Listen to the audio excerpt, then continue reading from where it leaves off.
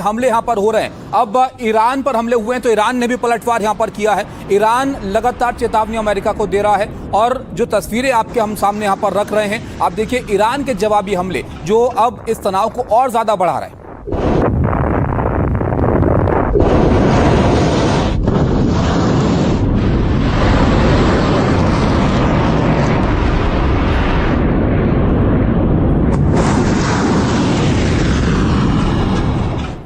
America हर उस जगह को निशाना यहां पर बना रहा है जो ईरान के लिए बहुत महत्वपूर्ण है। ये चाबहार पोर्ट ईरान का, जिस पर जबरदस्त बमबारी यहां पर हुई है, अमेरिकी सेना ने यहां पर बमबारी की है और चाबहार पर ये जबरदस्त हमले यहां पर किए गए हैं।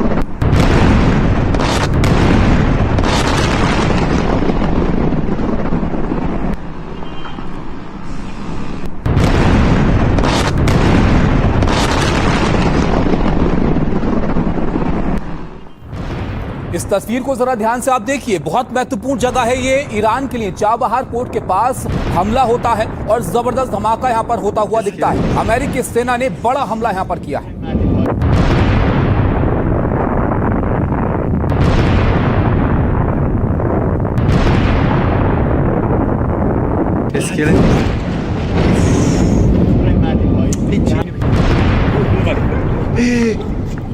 Tschüss, بیا الان صداش میاد.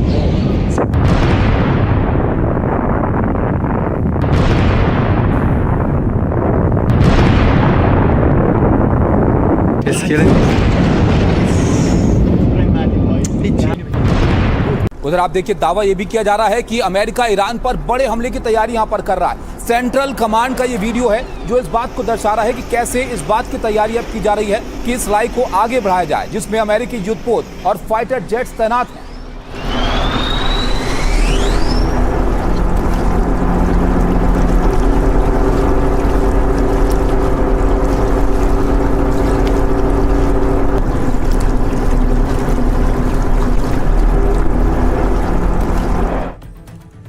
तो देखा आपने किस तरह से एक दूसरे पर ताबड़तोड़ हमले यहां पर हो रहे हैं और ईरान अमेरिका की जो जंग है ये विध्वंसक मोड़ यहां पर लेती हुई जा रही है, क्योंकि अब अमेरिका पर ईरान ने बहुत बड़ा आरोप यहां पर लगा दिया। ईरानी मीडिया का दावा यह है कि परमाणु ठिकाने के पास हमले हुए हैं और अमेरिका ने ईरान के बुशहर परमाणु प्लांट के पास हमला कर दिया। मेहर न्यूज एजेंसी है जिसके मुताबिक वहां पर धमाकों की आवाज सुनाई दी है और अमेरिका ने आज तड़के ईरान के 90 सैन्य ठिकानों पर हमले किए हैं। अमेरिकी सेंट्रल कमांड ने जो दावा यहां पर किया उसके मुताबिक एयर डिफेंस सिस्टम, तटीय निगरानी ठिकाने, मिसाइल और ड्रोन भंडार के साथ ही नौसैनिक ठिकानों को भी निशाना बनाया गया। अमेरिकी फौज ने ईरान के चाबहार बंदरगाह को भी निशाना बना दिया है। हॉर्मुज़गान प्रांत में पोर्ट एरिया से धुआं उठता हुआ दिखाई दिया है और अमेरिकी हमलों से पिछले 2 दिन में आप देखिए 2 दिन में ईरान में 14 लोगों की मौत हो गई है और ईरानी स्वास्थ्य मंत्रालय के मुताबिक 78 से ज्यादा लोग हैं जो इन हमलों में अब तक घायल हो चुके हैं। ट्रंप सेना के हमलों के जवाब में ईरान भी पीछे नहीं हट रहा है। पलटवार के दावे ईरान कर रहा है और खबरें जो आ रही हैं उसके मुताबिक कतर, कुवैत और बहरीन में अमेरिकी सैन्य ठिकानों पर ड्रोन से हमले ईरान ने किए हैं। ईरानी सेना के मुताबिक हमलों में कुवैत के पैट्रियट मिसाइल सिस्टम, कतर के अर्ली वार्निंग सैटेलाइट्स एंटीना को निशाना बनाया गया है, जबकि बहरीन में अमेरिकी सेना के फ्यूल टैंक को टारगेट किया गया। ईरान ने इन हमलों के लिए बड़ी संख्या में ड्रोन का इस्तेमाल किया। इस वक्त मिडिल ईस्ट में बने हुए ईरान अमेरिका के बीच फिर से तनाव यहां पर पैदा कर, लेकिन आप देखिए इस वार पलटवार पर अमेरिका के राष्ट्रपति ट्रंप क्या कह रहे हैं और रूस के प्रवक्ता ने इस पर क्या कहा है। हमने उन पर बहुत जोरदार हमला किया और मेरा कहना है कि वो एक बार हमला करेंगे तो हम 20 के मुकाबले हमला करेंगे। हर बार जब वो हम पर हमला करेंगे तो हम उन पर 20 बार हमला करेंगे और हमने कल रात ऐसा ही किया। आज भी हमने कुछ कार्रवाई की, लेकिन असल में यह कल रात की कार्रवाई का बदला था। उन्होंने असल में 3 नावों पर हमला किया था, 2 पर नहीं। और जब उन्होंने हमला किया तो हमने कहीं ज्यादा जोरदार पलटवार किया। अमेरिका के साथ बहुत अन्यायपूर्ण व्यवहार हुआ है और इसके अलावा वे ईरान को परमाणु हथियारों से मुक्त करने की प्रक्रिया में शामिल नहीं थे। यह असल में कोई युद्ध नहीं है, बल्कि ईरान को परमाणु हथियारों से मुक्त करने की प्रक्रिया है। ईरान का परमाणु निरस्त्रीकरण तो ये सब परमाणु हथियार हटाने और ईरान को परमाणु हथियार न रखने देने के बारे में है और ये बात सभी को पसंद आनी चाहिए, आपको भी। हमें व्हाइट हाउस प्रशासन में कुछ गलतफहमियां नजर आती हैं।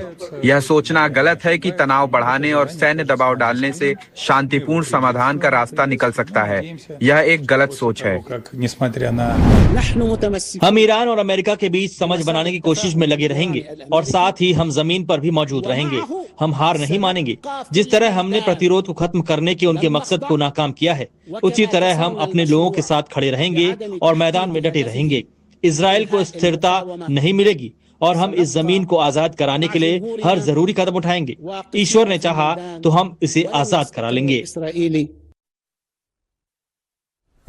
देखा आपने, तमाम कोशिशों के बाद बात वहीं पर आ गई है जहां से शुरुआत हुई थी। बातचीत हुई लेकिन सब विफल है। उसके बाद क्या हो रहा है, ये तस्वीरों से आप अंदाजा लगा सकते हैं। अमेरिका ने ईरान के खिलाफ मोर्चा खोल दिया है और ईरान के कई मिलिट्री ठिकानों पर अटैक कर दिया है।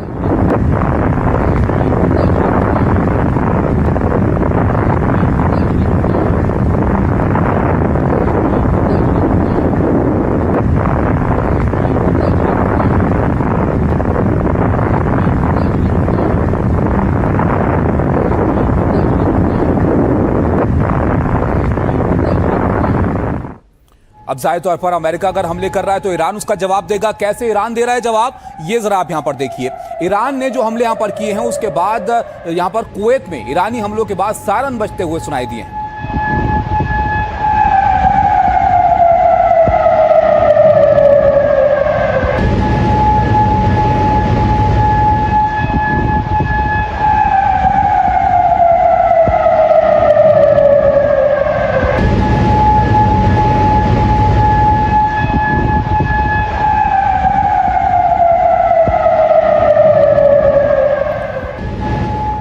ये सब कुछ वैसा ही है जैसे इस तनाव की शुरुआत हुई थी। अमेरिका हमले करता है, ईरान नजदीकी देश जहां पर अमेरिका के बेस है उनको टारगेट करता है। आप देखिए दोनों के बीच जब वार पलटवार हो रहा है तो फिर से ये हिंसक रूप ले रहा है। ईरान के बुशहर की तस्वीरें आपके सामने हैं। अमेरिका के हवाई हमले के बाद इमारतें जलती हुई दिखाई दे रही हैं।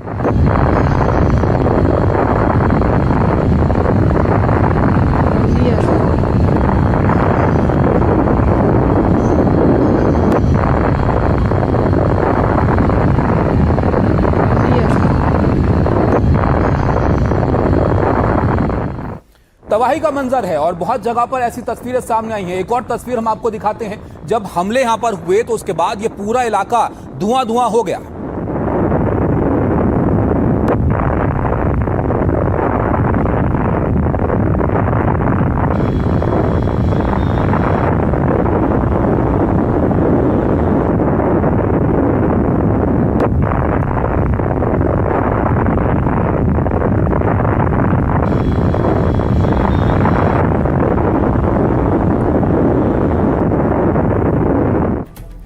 लेकिन सवाल अब यह है कि जो बातचीत की कोशिश हो रही थी उसके बाद अचानक से ऐसा क्या हुआ कि तनाव यहां पर पैदा हो गया। और एक और सवाल यह भी कि अब क्रूड की कीमतों का क्या होगा, क्योंकि स्ट्रेट ऑफ हॉर्मुज एक बार फिर से इसकी एक बड़ी वजह है। चलिए इसको भी जानते हैं और विस्तार से इस पर आपको जानकारी देते हैं। ईरान अमेरिका में हॉर्मुज के चक्कर में सीजफायर टूटा है। जहाजों को निशाना बनाने के आरोप में अमेरिका ने हमले यहां पर कर दिए हैं। तो अब ईरान ने हॉर्मुज बंद करने के लिए धमका दिया है। ईरान धमकाते हुए कह रहा है कि अगर हमले किए तो हॉर्मुज बंद कर देंगे। और ईरान की संसद के स्पीकर हैं मोहम्मद गलीबाफ, उन्होंने यहां पर कहा कि अमेरिका को दादागिरी और वादे तोड़ने की कीमत चुकानी पड़ेगी। अगर आप हमला करेंगे तो आपको जवाब भी इसका मिलेगा। बेकार की कोशिशें अमेरिका ना करे, आप और गहरे दलदल में फंसते चले जाएंगे। ये सीधी चेतावनी अमेरिका को ईरान दे रहा है। हॉर्मुज को अमेरिकी धमकियों से नहीं, हमारी शर्तों पर खोला जाएगा, ये बात उन्होंने साफ कर दी है। उधर ट्रंप के ईरान के नेतृत्व को बेकार बताकर एक बड़ा बयान यहां पर दे दिया गया और कहा कि वो बीमार मानसिकता के लोग हैं और उनसे बात करना बेकार है।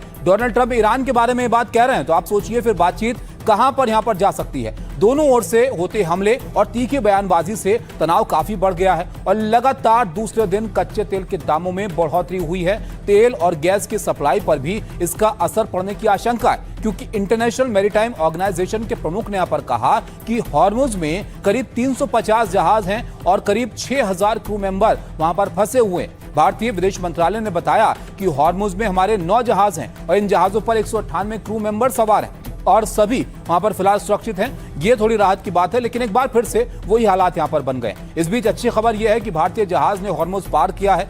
नंदा देवी जहाज है जो एलपीजी लेने के लिए कतर के रास लफान गया था, इसने हॉर्मुज यहां पर पार कर लिया है। लेकिन स्थिति जस की तस है। अमेरिकी राष्ट्रपति ट्रंप और फ्रांस के राष्ट्रपति क्या कह रहे हैं इस पर, वो भी जरा आप यहां पर सुनिए। उन्होंने कुछ समय पहले फोन किया, वे समझौता करना चाहते हैं, लेकिन मुझे नहीं पता कि वे इसके योग्य हैं। मुझे नहीं लगता कि वे समझौते का पालन करेंगे। यही सबसे बड़ी समस्या है। मुझे हमेशा खतरा रहता है। मैं ईरान की लिस्ट में नंबर 1 पर हूँ। हम बहुत जल्दी जीत जाएंगे। यह करने का एक और तरीका है। हमारे पास जीतने के लिए कई तरीके हैं, लेकिन हम पहले ही मिलिट्री के तौर पर जीत चुके हैं। उनके पास बहुत कम चीजें बची हैं और वे बहुत बुरी तरह से डील करना चाहते हैं। उन्होंने कुछ देर पहले ही फोन किया था। वे बहुत बुरी तरह से डील करना चाहते हैं। बस मुझे नहीं पता कि क्या वे डील करने लायक हैं। मुझे नहीं पता कि वे डील का पालन करेंगे या नहीं। यही समस्या है।